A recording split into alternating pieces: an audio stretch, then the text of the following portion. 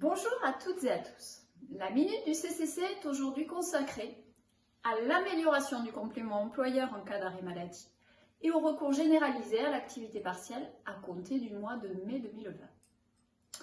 Parmi les mesures mises en place dans le cadre de la crise sanitaire du Covid-19, des arrêts maladie dérogatoires ont été mis en place pour la garde d'enfants de moins de 16 ans et les personnes vulnérables présentant un risque accru de développer des formes graves de la maladie, ainsi que les personnes qui vivent avec elle. Le délai de carence habituellement applicable avant le versement des indemnités journalières de sécurité sociale est de 3 jours et du complément employeur est de 7 jours. Ces délais de carence ont été supprimés par ces dispositifs, quelle que soit l'ancienneté du salarié.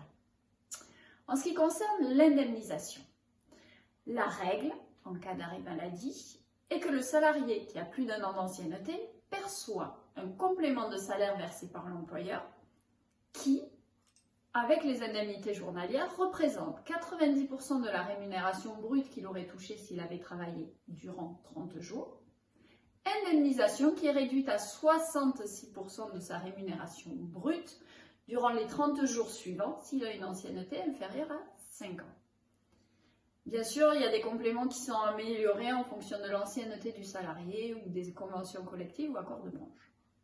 Les arrêts remontant au début du confinement, arrivant à l'échéance des 30 jours, qui conduit normalement à une réduction de l'indemnisation, un décret vient de supprimer cette dégressivité pour garantir le niveau de rémunération des salariés concernés à 90% de leur salaire brut, indemnité journalière incluse, jusqu'au 30 avril 2020 et quelle que soit l'ancienneté du salarié. Ces dispositions sont rétroactives et s'appliquent aux jours d'absence intervenus depuis le 12 mars. Par ailleurs, ces périodes d'indemnisation maladie liées au Covid-19 ne sont pas décomptées des durées conventionnelles d'indemnisation. Par conséquent, les salariés ne consomment pas leurs jours indemnisables par l'employeur avec maintien de salaire de l'année.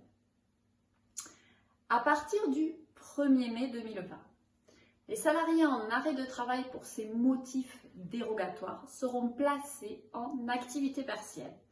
Ils percevront donc une rémunération égale à 70% de la rémunération brute, qui revient à peu près à 84% de leur rémunération nette, sauf pour les salariés payés au SMIC, pour qui le maintien est total.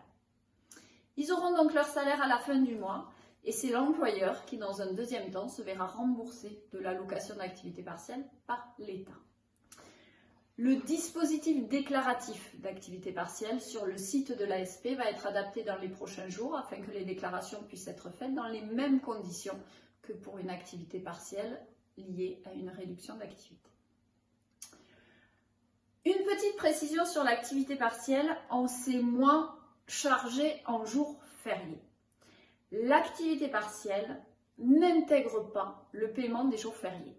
Ça veut dire que s'ils sont habituellement chômés dans l'entreprise, ils devront être payés normalement aux salariés par l'employeur qui ne sera pas indemnisé par l'État pour ces jours-là. Pour plus de détails, n'hésitez pas à vous rendre sur notre site www.cabinetcouturier.fr. Prenez soin de vous.